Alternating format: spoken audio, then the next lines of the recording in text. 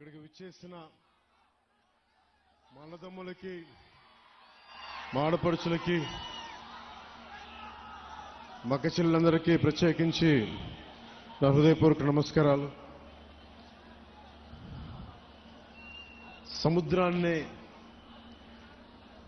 జీవనోపాధిగా చేసుకొని ప్రతిరోజు ధైర్యంతో సాహసంతో వేటకి వెళ్లి జీవితాలను గడుపుతున్న మా మత్స్యకార సోదరి సోదరీమణులందరికీ నా హృదయపూర్వక నమస్కారాలు. మన ఉప్పాడ పిఠాపురం నియోజకవర్గంలో ప్రత్యేకించి ఉప్పాడ కొత్తపల్లి ప్రాంతం ఇప్పుడు మీకు ప్రపంచం మన దేశమంతా తెలుసు. ముఖ్యంగా మన రాష్ట్రం అత్యధికంగా మత్స్యకార వృత్తి మీద ఉండే కుటుంబాలు ఎక్కువ. సో నా దృష్టికి గత కొన్ని రోజుల క్రితం, దాదాపు 10 రోజుల క్రితం మత్స్యకార సోదరులందరూ ఇక్కడ 4 రోజులు ధర్నాలు చేశారు.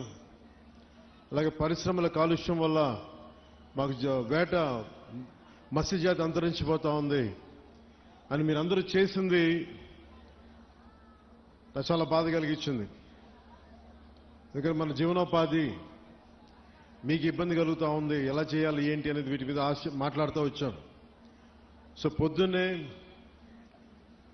అన్ని పార్టీలకు సంబంధించిన నాయకులతోటి, మత్స్యకార సంఘాల నాయకులతోటి కాకినాడ కలెక్టరేట్లో షణ్మోహన్ గారి అధ్యక్షతన మన పిఠాపురం నాయకులందరూ,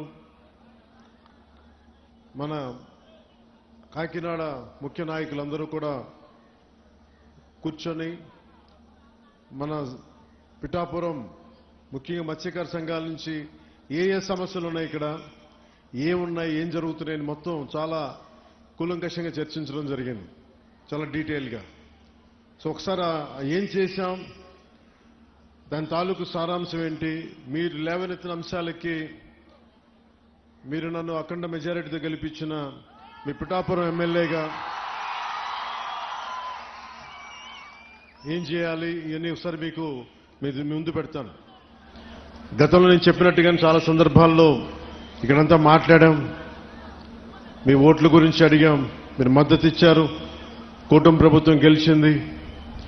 సో వీటన్నిటికీ ముందుగా నేను కృతజ్ఞతలు చెప్పుకుంటా ఉన్నాను. దాదాపు 7,193 మత్స్యకార కుటుంబాలు దీనిని చేపల్ని పట్టడం అనేది ఆధారం చేసుకుని ఉన్నారు. సముద్ర స్వభావాన్ని అంచనా వేసి వేట చేయటం మన మత్స్యకార సోదరుల తాలూకు అపూర్వమైన నైపుణ్యం.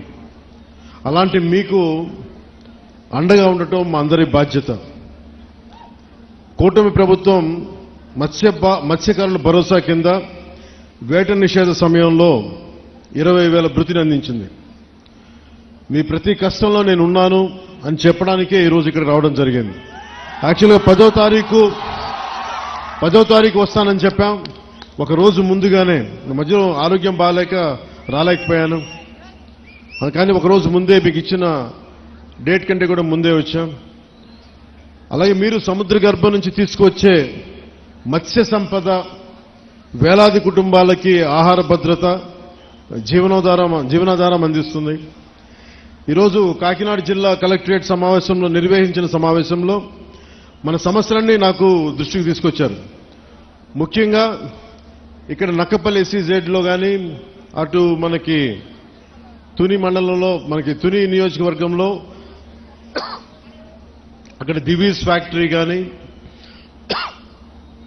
ఇక్కడ అరవిందో కానీ, మిగతా చిన్న చిన్న పరిశ్రమల నుంచి కాలుష్యాలు వచ్చేస్తున్నాయి, మత్స్య సంపద అంతరించిపోతా ఉంది, మాకు వేట దొరకట్లేదు అంటే ఇదొకటి ముఖ్యమైన సమస్య నాకు ప్రస్తావించారు. 2, ఎక్స్గ్రేషియా సముద్రం వేటకెళ్ళినప్పుడు ప్రాణాలు కోల్పోయిన కాకినాడ జిల్లాకి చెందిన 18 మంది మత్స్యకార సోదర కుటుంబాలకి మా ఎక్స్గ్రేషియా అందలేదని చెప్పారు. వెంటనే ఈ రోజునే నేను స్వయంగా 5 మందికి ఇప్పించాను. మిగతా 13 మందికి, దాదాపు 18 మందికి 5 లక్షల రూపాయల చొప్పున 90 లక్షలు వారికి వెంటనే మంజూరు చేయడం జరిగింది. సో ముందుగా ఈ సమస్యని ఒక మంచి శుభంతో మొదలు పెడదామని. ఒకటి పొల్యూషన్, మన చేపలు మత్స్య సంపద కొంచెం దెబ్బతింటా ఉందని అదొక దృష్టికి పట్టుకొచ్చారు. 2, మన అమీనాబాద్ హార్బర్లో ఈ డిజైన్ లోపం కారణంగా మనకి రాళ్లను తాకి దెబ్బలు మనకి పడవలు దెబ్బతింటా ఉన్నాయి, వాటికి వలలకి చిక్కుకుపోయి ఇబ్బంది అయిపోతా ఉంది. అదొక రెండో సమస్య చెప్పారు. అలాగే 3వది ఉప్పాడ సీ ప్రొటెక్షన్ వాల్ గురించి మాకు ఇంత జరుగుతూ ఉంది, దీనికి మీరు ఏం చేయబోతున్నారనేది. ఇంకొకటి, ఇక్కడ మనకి మత్స్య సంపద దొరకనప్పుడు మేము అంతర్వేదిక కానీ మచిలీపట్నం కానీ మిగతాటి నిజాంపట్నం వైపు వెళ్తా ఉంటే మాకున్న సమస్యలు, అక్కడ స్థానికంగా ఉండే మత్స్యకారుల సంఘాలతో మాకు గొడవలు వస్తున్నాయి, దీని మీద ఏం చేస్తారనేది ముఖ్యంగా ఈ 3 సమస్యల మీద ప్రస్తావించడం జరిగింది. దీంతో పాటు దానికి అనుబంధ సమస్యలు. సో నేను మీ దృష్టికి తీసుకొస్తుంది, ముందుగా కింద నుంచి రావాలా,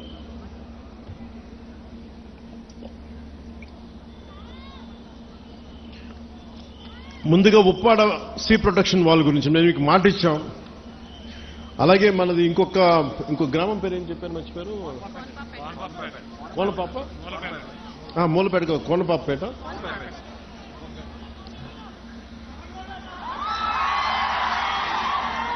సో ఉప్పాడ రక్షణ గోడ, Uppada sea protection wall last time మనం ఇక్కడికే వచ్చాం. అలాగే మనకి సెంట్రల్ నుంచి కోస్టల్ రెగ్యులేటరీ జోన్ అథారిటీ వాళ్ళని పిలిపించాం.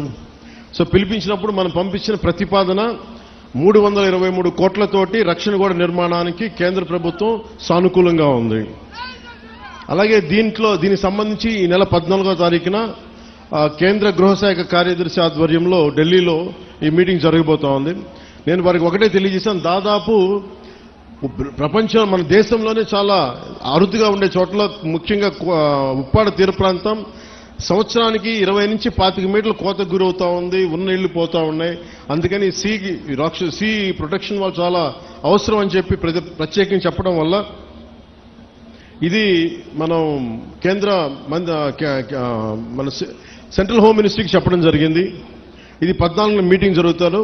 ఇది నేను మీకు మాట ఇచ్చాను మొన్న ఎలక్షన్ టైంలో కూడా, ఇప్పటికీ నేను మీకు మాట ఇస్తున్నాను. ఆల్రెడీ 14వ తారీఖు అయితే 323 కోట్ల రూపాయలు కాబట్టి ఇలా చేతిలో మంత్రదండం ఉన్నట్టుగా వెంటనే ఇలా నేను చెప్తే అయ్యేది కాదు, చాలా లేయర్డ్గా జరుగుద్ది. సో మొదట 2 మీటింగ్లు అయినాయి, ఇప్పుడు 3వ మీటింగ్ జరుగుతూ ఉంది.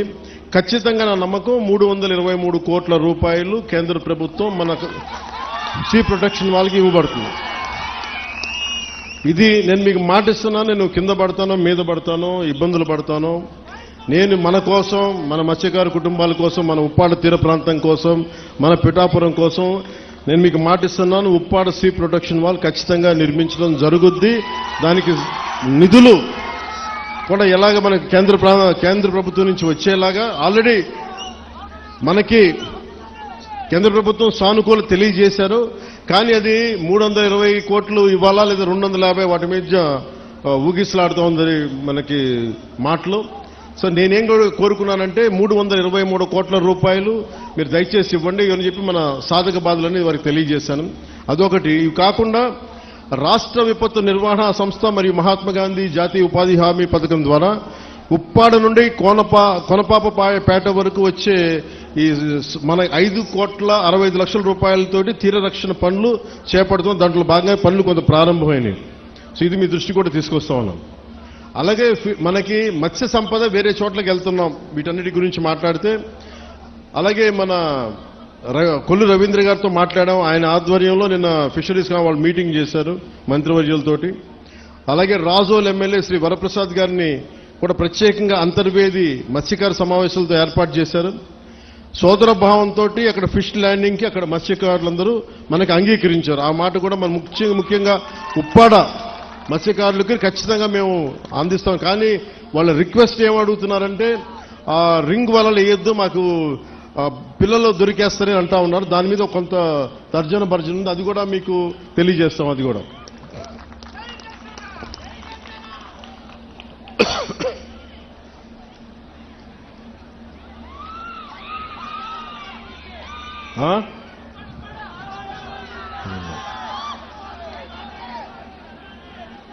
అలాగే పొల్యూషన్కి సంబంధించి కొంచెం డీటెయిల్గా మాట్లాడతాను మీతో. అసలు వాతావరణ కాలుష్యం అనేది ఇది చాలా ఇబ్బందికరమైనది అయిపోయింది. ముఖ్యంగా పరిశ్రమల వల్ల నుంచి వచ్చే విడుదలయ్యే రసాయనాలు కానీ, వాయు కాలుష్యం కానీ, శబ్ద కాలుష్యం కానీ, లేదంటే మనకి నీటి కాలుష్యం కానీ, దానికి సంబంధమైన ప్రతి కాలుష్యం కూడా చాలా ఇబ్బంది పెడతా ఉంది. సో నేనేం మాట్లాడానంటే, మత్స్యకార సంఘాల దగ్గర నుంచి, నాయకుల దగ్గర నుంచి, మన మూలాపేటలో కానీ వీళ్ళుండే ఎన్జిఓలు అందరూ కూడా మాట్లాడుతూ ఉంటే, అందరూ మన మత్స్యకార కులాల నుంచి వచ్చిన వాళ్ళు మాట్లాడుతుంటే నాకు ఒకటే తెలియజేశారు, మేము పరిశ్రమలకి మేము వ్యతిరేకం కాదు, పరిశ్రమలు రావాలి, కానీ అది మా జీవనోపాధిని దెబ్బతీయకూడదు. ఇది నాకు ప్రత్యేకంగా తెలియజేశారు. సో దాన్ని దృష్టిలో పెట్టుకునే ఇక్కడున్న మన పిఠాపురం, ఈ ఉప్పాడ కొత్తపల్లి ప్రాంతం ప్రజలతో పాటు రాష్ట్ర ప్రజలకు కూడా నేను ఒకటే తెలియజేస్తా ఉన్నాను. ముఖ్యంగా నేను ఎన్విరాన్మెంట్ మినిస్ట్రీగా నేను బాధ్యత తీసుకున్న, pollution control board, PCB, environment బాధ్యత తీసుకున్న తర్వాత, ఫారెస్ట్ బోర్డు బాధ్యత తీసుకున్న తర్వాత ఎక్కడా కూడా పెట్టుబడులు రావాలి, పరిశ్రమల్ని భయపెట్టకూడదు గత ప్రభుత్వం లాగా అని చెప్పి చాలా జాగ్రత్తగా సంయమనంతో తెలియజేస్తా ఉన్నాం. సరే, వాళ్ళ తప్పు లేదని ఉంటే సరిదిద్దుకునేలాగే ఒక ప్రయత్నం చేస్తా ఉన్నాం. సో నేనేమడిగానంటే, ముందు మీకు కొంత అవగాహన రావాలి కాబట్టి పరిశ్రమలు కనుక లేకపోతే మనం ముందుకు తీసుకెళ్ళాం అభివృద్ధిని. అసలు మనం ఏది పరిశ్రమలు రాకూడదంటే ఉపాధి అవకాశాలు కూడా రాలేవు. అందుకని ఖచ్చితంగా పరిశ్రమల్ని, నాకు ఒక సంతోషకరమైనది ఏమనిపించిందంటే, మన మత్స్యకార సోదరులు ఎవరు కూడా పరిశ్రమలు మేము వ్యతిరేకించట్లేదు, కానీ పరిశ్రమల ద్వారా వచ్చే కాలుష్యం మటుకు మమ్మల్ని ఇబ్బంది పెడుతుంది, దాని మీద మీరు ఖచ్చితంగా చర్యలు తీసుకోండి. సో నేను మీకు తెలియజేసుకుంటుంది ఏంటంటే, ఇప్పుడు ఉదాహరణకి మన ఆక్వాకల్చర్ ఉంది రాష్ట్రం మొత్తం మీద. అది మనకి గోదావరి జిల్లాల్లో కానీ, కృష్ణా కానీ, నెల్లూరు, మిగతా జిల్లాలు ఎక్కడున్నా కానీ దాదాపు ప్రతి సంవత్సరం 1,30,000 కోట్ల రూపాయలు ఆదాయం మనకి వస్తూ ఉంది. దాంతోపాటు ఎక్స్పోర్ట్స్ 3,60,000 మత్స్య సంపదని మన రొయ్యలు కావచ్చు, చేపలు కావచ్చు ఎక్స్పోర్ట్ చేస్తే దాదాపు మనకి 1,30,000 కోట్ల రూపాయలు మనకి ఆదాయంగా వస్తుంది, రాష్ట్రానికి కావచ్చు, దేశానికి కావచ్చు. అలాగే ఎంప్లాయ్మెంట్, ఉపాధి దాదాపు డైరెక్ట్ గా 3,72,000 మందికి ఉపాధి లభిస్తూ ఉంది. 15 లక్షల మందికి ఇండైరెక్ట్ గా ఎంప్లాయ్మెంట్ లభిస్తుంది వీటి వల్ల. కానీ ఇంత డబ్బు ఉంది, ఇంత ఎంప్లాయ్మెంట్ ఉంది ఆక్వా రంగం వల్ల. కానీ దారుణం కూడా ఏముందంటే, మనం మీకు అనుబంధమైన సమస్య కాబట్టి చెప్తా ఉన్నాను. ఒకవైపు అభివృద్ధి ఎలా కనిపిస్తుందో, ఇంకోవైపు గోదావరి జిల్లాలో ఎక్కడైతే ఆక్వా ఉందో అక్కడ మొత్తం తాగునీటి అన్ని అక్కడ కలుషితం అయిపోయినాయి.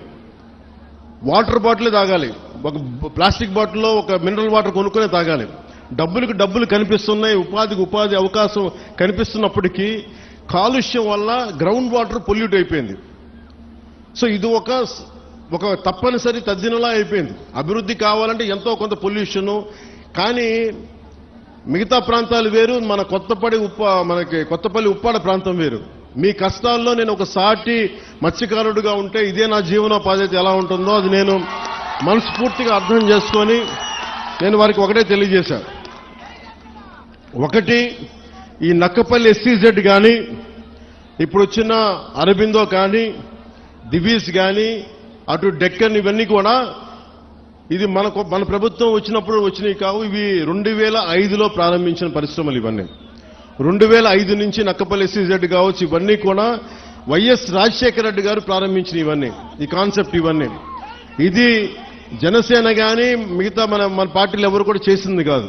ఇది వైఎస్ రాజశేఖర రెడ్డి గారు ప్రతిపాదించింది, ఆయన ఎస్సీజెడ్ని తీసుకొచ్చింది. కానీ ఇక్కడ సమస్య ఏమొచ్చిందంటే, వ్యర్థాలని శుద్ధి చేయకుండా సముద్రంలో కలిపేస్తున్నారు. తద్వారా ఏం జరుగుతుందంటే మన మత్స్య సంపద దెబ్బతింటా ఉందని. ఇదే కదా. దీనికి నేను ఒక మత్స్యకారుడిగా నా జీవనోపాధి అయితే నేను మీలాగా ఎలా ఆలోచిస్తాను, నేను కూడా అట్లాగే ఆలోచించాను. అంతేగాని నేను ఒక డిప్యూటీ సీఎంగా ఆలోచించాలా, ఒక ఎమ్మెల్యేగా ఆలోచించాలా, ఒక సాటి మత్స్యకారుడిగా ఎలా ఆలోచించాలో అట్లాగా ఆలోచించి మాట్లాడాను. ఒక క్లియర్ కట్ ఇన్స్ట్రక్షన్ మన మత్స్యకారుల దగ్గర నుంచి వచ్చింది. మేము ఎప్పుడూ కూడా పరిశ్రమలకి వ్యతిరేకం కాదు, కానీ వ్యర్థాలని, కాలుష్యాలని ఎంత శుద్ధి చేసి పంపుతారన్నదే మా ప్రశ్న. ఇది రెండోది. నేనేం చెప్పానంటే పారిశ్రామికవేత్తల్ని బెదిరించి ఎవరైనా సరే, గతంలో కూడా నేను ఏం మాట్లాడానంటే వైసీపీ నాయకులను కూడా లోపలికి రమ్మని చెప్పాం. ఇది కూటమి ప్రభుత్వం అయినప్పటికీ కూడా నేను ఒకటే అడిగాను, ఇది పవన్ కళ్యాణ్ పిఠాపురం నుంచి గెలవటంలో వచ్చిన సమస్య లేదంటే ఉన్న సమస్య అంటే ఇది ఎప్పటి నుంచో ఉన్న సమస్య అని చెప్పారు. నాకు ఆ భరోసా నాకు ఇచ్చారు. నేను సందేహించడానికి అడగల, శంకించడానికి అడగల, మన అసలు ఎలా వచ్చింది మూలం ప్రజలందరికీ తెలియజేయడానికి. సో నేను అన్నీ మాట్లాడితే ఖచ్చితంగా ఈ కాలుష్యం మీరు లేనిపోయిన అభాండాలు మత్స్యకారులు ఎవరు వేయరు, అది నేను అర్థం చేసుకోగలను. మనం మత్స్యకారులందరూ ఎలా ఉంటాం, కష్టపడతాం, ధైర్య సాహసాలతో సముద్రంలోకి వెళ్తాం, వేట పడతాం, చిన్నపాటి గొడవలు ఉంటాయి కానీ కక్షలు కారుణ్యాలు పెట్టుకునే జాతులు కావు. మనం గొడవ పడతాం, వేటకెళ్లేవాడికి కోపం ఉంటుంది, వేటకెళ్లేవాడికి పౌరుషం ఉంటుంది. అంతేగాని మనం ఎవరిని కూర్చొని ఒకరి పొట్ట కొట్టాలనో ఇంకోట్లా అనుకునేది కాదు. కానీ మన పొట్ట కొడుతుంటే మనకి బాధ ఉంటుంది, మనకి ఆవేదన ఉంటుంది. నేను ఒకటే చెప్పా, సంఘాల నాయకులతో కూర్చొని మాట్లాడుతా అంటే వాళ్ళు ఒకటే చెప్పారు, మేము ఎన్ని చెప్పినా మీరొచ్చి కొత్తపల్లి ఉప్పాడలో మీరు పెడితే తప్ప ఈ మన యువత మాట వినరు, దయచేసి ఈ మాట చెప్పండి అంటే నేను సంఘాల నాయకులందరితో పాటు మత్స్యకార పెద్దలందరితో పాటు చాలా మంది యువతను అడిగాను. దాదాపు 8-9 మంది యువతతోనే ప్రత్యేకించి అడిగాను. చెప్తే వాళ్ళు చాలా ప్రోగ్రెసివ్గా ఉన్నారు. వాళ్ళు అడిగింది ఏంటంటే, ఒకటి, ఈ వ్యర్థాలని ఎలా శుద్ధి చేస్తారు, శుద్ధి చేస్తే మేము పొల్యూషన్ కంట్రోల్ బోర్డుని మేము ఎలా నమ్మాలి, వాళ్ళేమో చేయట్లేదు అన్నారంటే దానికి నేనేం చెప్పారంటే కలెక్టర్ గారు షణ్మోహన్ గారితో మాట్లాడి నాకు సమయం ఎంత ఇస్తారు ఇవన్నీ చేయడానికి అంటే నేను 3 దఫాలుగా పెట్టుకున్నాను. ఈ 3 రోజుల తర్వాత మళ్ళీ నేను ఒక పడవ తీసుకొని మీరు ఎక్కడైతే వ్యర్థాలు వస్తున్నాయో, ఎక్కడైతే మన మత్స్య సంపద నాశనం అయిపోతుందని మీరు చెప్తున్నారో వాటిలో ఒకసారి నేను వెళ్ళి చూస్తాను. ఎందుకంటే ఒక మత్స్యకారుడిలాగా వెళ్ళాలి అంటే నేను కూర్చోబెట్టి 4 గోడల మధ్య ఉంటే ఇది నాకు మీరు అది అర్థం అవడం కంటే కూడా పేపర్లు తీసుకొని ఆ రిపోర్ట్ చదవడం కంటే కూడా మీరు లోపలికి వెళ్ళి వేటలో వెళ్తే ఎలా ఉంటుందో అలాంటి పరిస్థితుల్లో మీరు ఏమి అనుభవిస్తున్నారో అది చూడటానికి నేను కూడా పడవ తీసుకుని ఒక 2-3 రోజులు తర్వాత ఇక్కడే మన కాకినాడ పోర్టు నుంచే మొత్తం వెళ్ళి ఈ కోస్టల్ లైన్లో ఎక్కడైతే పొల్యూషన్ ఉందనేది మన మత్స్యకారు యువత కానీ నాయకులు కానీ వాళ్ళు చూపించిన ప్రదేశాల మేరకు నేను వెళ్ళి దాని నుంచి నేను స్వయంగా నేను పరిశీలిస్తాను. 1, 2 అసలు పొల్యూషన్ ఆడిట్ చేయమన్నాను. అది దివీస్ కావచ్చు, అరబిందో కావచ్చు, డెక్కన్ కావచ్చు, చిన్న చితక పరిశ్రమలు ఏమున్నాయో. అలాగే నిమ్మకాయల చినరాజప్ప గారు కూడా మాట్లాడుతా పెద్దాపురం నుంచి ఆయన కూడా ఏమన్నారంటే, సార్ ఇక్కడ ఇది ఒక్క సమస్య కాదు, దాదాపు 27,000 మంది ప్రత్యేకించి ఒక పరిశ్రమ ఉంది పెద్దాపురంలో, అది కూడా కాలుష్యం కాలువల్లో వదిలేస్తున్నారు. ఆ కాలువలు మనం ఉప్పాడ దాకా వచ్చేస్తున్నాయి, కాకినాడ దాకా వచ్చేస్తున్నాయి, మొత్తం పంట పొలాల్లోకి వెళ్ళిపోతుంది ఆ కాలువ, ఆ నీళ్లు. దానివల్ల అదే భూమిలోకి ఇంకిపోయి అదే మనం ధాన్యం కూడా తింటా ఉన్నాం. దానివల్ల ఒళ్ళు కూడా పారైపోతుంది, క్యాన్సరస్ అవుతుంది అనేది. సో నేను పెట్టుకుంది ఏంటంటే, మనకి చాలా ఈ అభివృద్ధితో పాటు మనకు కావాల్సింది ఖచ్చితంగా పర్యావరణ పరిరక్షణ కావాల్సిందే మనకి. దాంట్లో నేను ఎక్కడ కాంప్రమైజ్ అవ్వట్లేదు, దాన్ని ఎక్కడా కూడా నేను మిమ్మల్ని వంచాలని కూడా నేను ప్రయత్నం చేయట్లా. నాకు మీకు కుదరినప్పుడు నేను రాజకీయాలు వదిలేసి వెళ్ళిపోతాను తప్ప నేను మీ న్యాయం చేయలేనప్పుడు నేను కూర్చోబెట్టి నాకు నిజంగా మీ గుండెల్లో పెట్టుకున్న అభిమానం కంటే కూడా నేను పదవులుగా నేను ఏం చూడను. కాకపోతే ఈ పదవి ఉన్నది చాలా మందితో కూర్చొని సామరస్యపూర్వకంగా ఎలా పరిష్కారం చేయాలి అన్నదే నా తపన. సో నేనేం చెప్పానంటే, ముఖ్యంగా నేను చెప్పింది ఏంటంటే, అసలు ఎంత పొల్యూషన్ జరుగుతుంది ఆ ఆడిట్ని ఒకసారి చేయమని చెప్పాం. ఆడిట్ చేద్దాం, అసలు ఎంత కాలుష్యం ఉందనేది చెప్తే అందరూ అడిగారు. షణ్మోహన్ గారు మొత్తం సంఘాల నాయకులందరితో మాట్లాడి, అక్కడ ఉన్న యువతతో కూడా మాట్లాడి, ఈరోజు దాదాపు 100 మంది పైగా వచ్చారు. వాళ్ళందరితో మాట్లాడి మీ ప్రతినిధులుగా మేము అడిగింది ఏంటంటే, షణ్మోహన్ గారు, కలెక్టర్ గారు, కనీసం మాకు 100 days టైం ఉంటే దీని మీద యాక్షన్ ప్లాన్ చేద్దామని ఒకసారి, అంటే ఎలా చేద్దాం దీనికి సంబంధించి. ఎందుకంటే మీరు బోట్లు దెబ్బతినకూడదు, మీరు మీకు మీ వేటకి ఇబ్బంది పడకూడదని దీనికి ఏం చేయాలంటే ఒక ప్రాపర్ యాక్షన్ ప్లాన్, ఒక 100 రోజుల సమయం అని అడిగాం. సో మిమ్మల్ని కూడా నేను ప్రతిపాదిస్తుంది, మిమ్మల్ని అభ్యర్థిస్తుంది, మీ అందరినీ వేడుకుంటుంది. మాకు కనీసం ఒక 100 రోజుల సమయం కనుక మీరు ఇస్తే దీనికి ఒక రోడ్ మ్యాప్, ఒక ప్లాన్ క్రియేట్ చేసి మీ ముందు పెట్టి మీ అందరి అనుమతితోటే మనకి ఉపాధి అవకాశాలు ఉంటూనే మనకి కాలుష్యాన్ని ఎలా నివారించాలి అన్న దాని మీద నా ప్రణాళికకి నాకు కనీసం ఒక 100 రోజుల సమయం కావాలి. ఆ 100 రోజుల సమయాన్ని మిమ్మల్ని ఇమ్మని నేను ఆర్థించడానికే నేను ఈరోజు మీ ముందుకు వచ్చాను. నాకు ఒక 3 నెలల నుంచి 100 రోజుల సమయం కావాలి. సో మీరు ఆ 100 రోజుల్లోపు నేను ఒక రోడ్ మ్యాప్, ఒక పరిష్కార మార్గం, అవసరమైతే దీన్ని క్యాబినెట్లో మాట్లాడతాం, లేదంటే అసెంబ్లీలో కూడా మాట్లాడి మీకు న్యాయం జరిగేలాగా నేను ముందుకు తీసుకెళ్తాను. మీ అందరికీ నేను మనస్ఫూర్తిగా మీకు తెలియజేసుకున్నాను. సో నాకు 3 నెలల సమయం మిమ్మల్ని, ఇది ప్రజాస్వామ్యం, నేను 4 గోడల మధ్య కూర్చొని నేను అడగట్లా. నాకు ఒక 100 రోజుల సమయం కావాలి. ఏం చేద్దాం చెప్పండి, అవునా కాదా? 100 రోజులు సమయం ఇస్తున్నారా? నాకు ఇస్తున్నారా? 100 రోజుల సమయం ఇస్తున్నారా లేదా నాకు చెప్పాలి. అలా కుదరదు నాకు. ఎందుకు చెప్తా, మీరు 100 రోజుల సమయం ఇవ్వకపోతే, మీరు 100 రోజుల సమయం ప్రాక్టికల్గా మీరు ఆలోచించండి. 100 రోజుల సమయం ఇవ్వకపోతే, ఎందుకంటే రాత్రికి రాత్రి పొల్యూషన్ ఏం జరుగుతుందో మనం ఆడిట్ చేయడానికి కూడా చాలా టైం పడుతుంది. ఆడిట్ చేసిన తర్వాత వ్యర్థాలు ఉన్నాయి అంటే వీళ్ళకి ఎందువల్ల వ్యర్థాలను విడుదల చేస్తున్నారు. ఎందుకంటే మీరు 4 రోజులు ధర్నా చేస్తే 5వ రోజు పరిష్కారం నిజంగా రాదు. ఎందుకంటే దీని వెనక చాలా ఉన్నాయి. పరిశ్రమలు మనం ఇచ్చింది కాదు, వైసీపీ నాయకులు ఇచ్చింది. వైసీపీ నాయకులు ఇచ్చిన పరిశ్రమలు మన కూటమి ప్రభుత్వం వచ్చిన తర్వాత ఇచ్చిన పరిశ్రమలు కాదు. సో అందుకని అలా అని చెప్పి వాళ్ళలాగా భయపెట్టి పారిశ్రామికవేత్తలను భయపెట్టి పారిపోతే అది దేశపరంగా ఇంకోలాంటి సంకేతాలు వెళ్తాయి. అదో ఇంకో సమస్య ప్రారంభమవుద్ది. సో మేము ఆలోచిస్తుంది వయా మీడియాగా మధ్యలో పొల్యూషన్ రాకుండా, మన మత్స్య సంపద చనిపోకుండా ఎలాంటి పరిష్కారం వెతకాలి. అలాగే ఓఎన్జీసీ వాళ్ళు మనకి కొంత కాంపెన్సేషన్ పే చేస్తూ ఉన్నారు, ప్రతి నెలకైనా అడుగుతూ ఉన్నారు. అది మేము పెట్టే ప్రతిపాదన కలెక్టర్ గారితో సంబంధిత మంత్రివర్గంతో మేము అడుగుతుంది. ఈ ఎక్కడైతే ఎఫెక్ట్ అవుతా ఉన్నారో వాళ్ళకి సంబంధించి ఆ పరిశ్రమలు కానీ పారిశ్రామిక యాజమాన్యంతో మాట్లాడి వాళ్ళు ఎంతవరకు చేయగలరు, ఒకళ్ళు కాంపెన్సేషన్ ఇవ్వగలరా, నెలకి ఇవ్వగలరా, లేదంటే 1 టైం సెటిల్మెంట్ చేయగలరా, ఇవన్నీ మాట్లాడాల్సిన అవసరం ఉంది, మాట్లాడాల్సిన పరిస్థితి ఉంది. అది మీకు అంటే ఇవన్నీ చేయడానికి నాకు కనీసం ఒక 3 నెలలు సమయం కావాలి.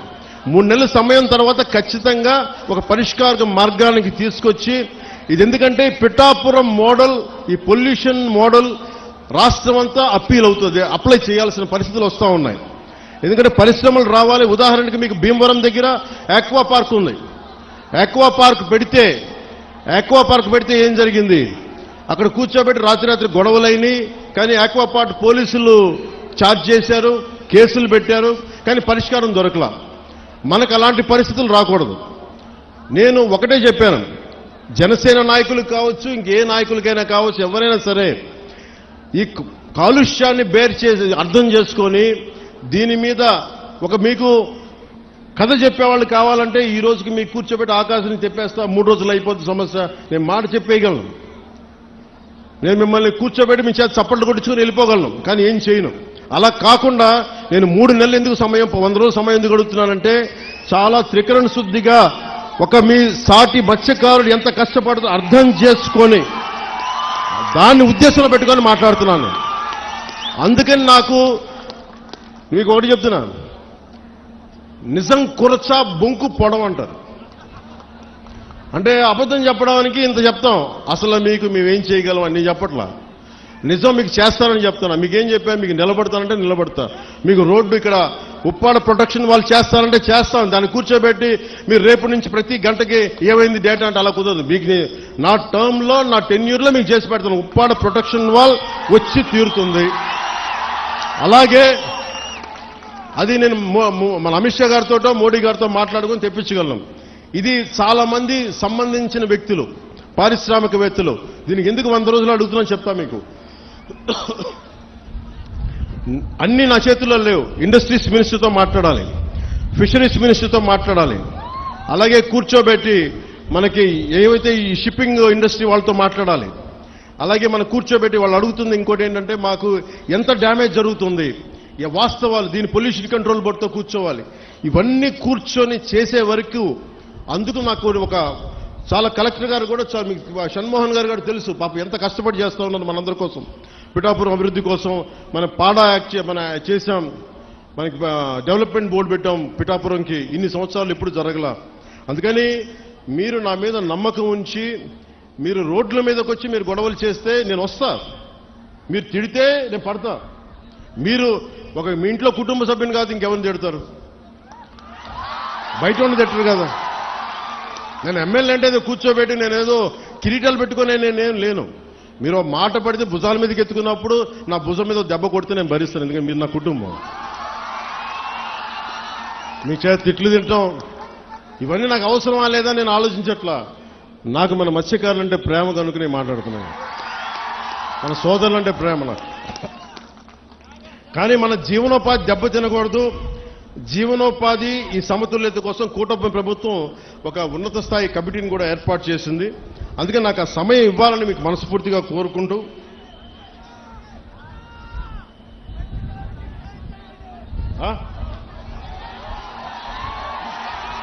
ఒక్క నిమిషం మీరు ఒక్కళ్ళే మాట్లాడండి.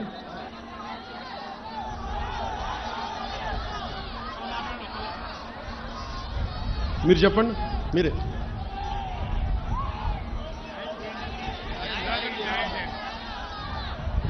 న్యాయం చేయకపోతే పెద్ద మీటింగ్ పెడతాం, న్యాయం చేయడానికే కదా ఇక్కడికి వచ్చింది. కాకపోతే ఒకటి చెప్పాను, పారిశ్రామికవేత్తల్ని ఎవ్వరు కూడా రాజకీయ నాయకులు దయచేసి మీకు న్యాయం చేస్తామని చెప్పి మిమ్మల్ని ఎగదోసి పబ్బం గడుపుకుంటే మీరు దయచేసి అలాంటి వలలో పడకండి. అది రైట్ అవ్వదు. మనం ఏమవుద్ది, పారిశ్రామికవేత్తలు బెదిరిస్తే మీకు పర్మనెంట్ సొల్యూషన్ రాదు. మీ అందరికీ తల 10,000 25,000 పడేసి నాయకుల కింద ఇచ్చేసి చేతులు దులుపుకుని వెళ్ళిపోతాను. నేను అలాంటి చేయడానికి రాలా, అలాంటి నేను చేయను.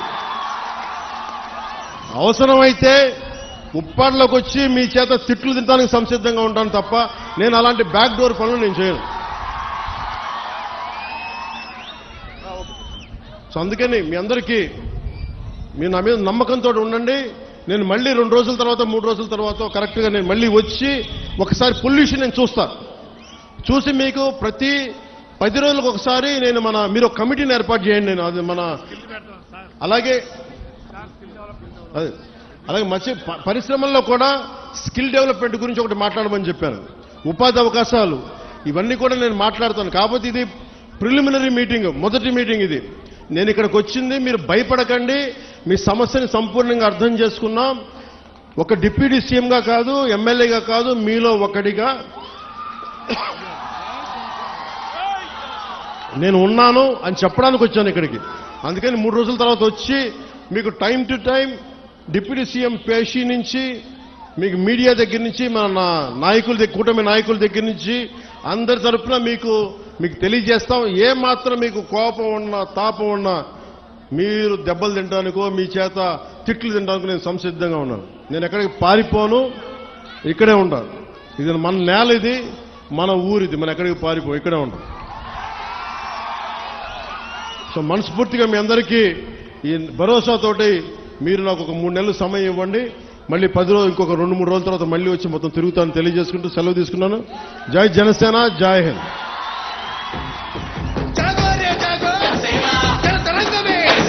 యువతకు నేస్తాం, రైతుకు నేస్తాం.